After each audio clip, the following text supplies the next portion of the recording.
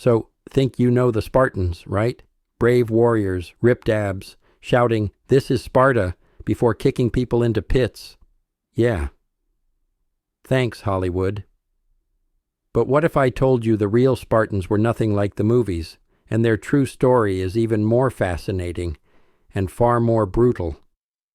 Let's forget the myths and dive into the real Sparta, not just the warriors, but the world they built and the fear it was built on. Sparta wasn't just a city of fighters, it was a system. A society built on discipline, obedience, and control. Their goal wasn't freedom or glory, it was survival. And to survive, they built a machine where every citizen had a role and every weakness was crushed. Let's start with the myths. The movie 300 showed us brave Spartans in leather underwear, fighting Persians alone. But real Spartans wore bronze armor, fought in formation, and weren't alone. They had thousands of Greek allies at Thermopylae. Leonidas didn't just die in battle.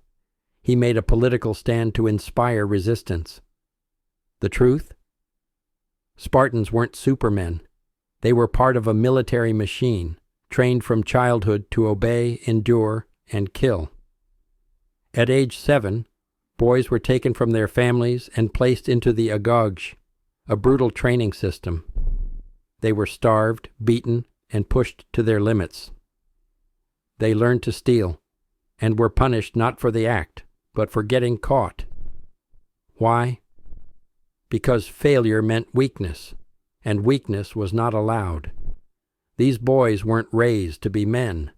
They were raised to be weapons, loyal, silent, and deadly. But while Spartan boys trained for war, someone had to do the real work. Farming, cooking, cleaning, raising food, that was left to the Helots. The Helots were an enslaved people, mostly conquered locals, who outnumbered Spartans by as much as 10-1. They lived in fear.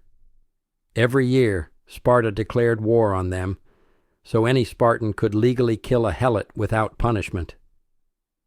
Young Spartans were even sent out on secret missions to kill potential troublemakers among them, a horrifying ritual known as the Krypteia.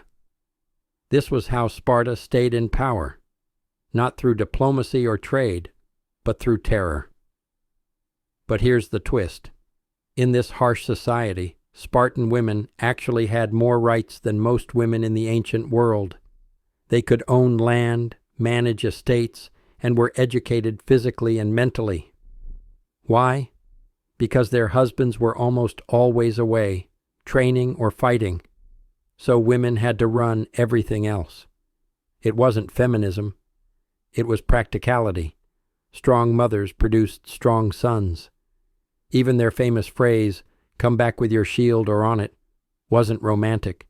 It was a warning, win or die. Spartan women weren't free, but they were vital. So what happened to this warrior society? Well, Sparta was never large. At its peak, there were maybe 8,000 full Spartan citizens. They refused to let outsiders in. They avoided trade, ignored art and philosophy, and focused entirely on war. But no society can survive without change. Eventually, after military defeats and a declining population, Sparta weakened.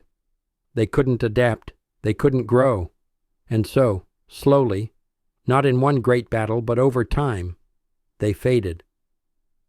By the time Rome arrived, Sparta was a relic, a symbol of the past, not a power in the present. And yet, their legend lived on. Why? Because their story is dramatic, heroic, terrifying, and strange. The myth of the Spartans inspired soldiers, leaders, even modern movies. But the reality is more complex. So now that you know the truth, what do you think? Were the Spartans noble warriors, or ruthless survivors in a cruel system? Let me know in the comments. And tell me which ancient civilization you'd like to explore next. Because history isn't about perfect heroes. It's about people. Real people. Strong and weak, wise and foolish, brave and brutal. And when we look beyond the myths, that's when the real stories begin. If you like this video, hit like, subscribe, and stay curious. Because the past is never just the past. It shapes who we are today. And the Spartans? They remind us that legends may be powerful, but truth is unforgettable.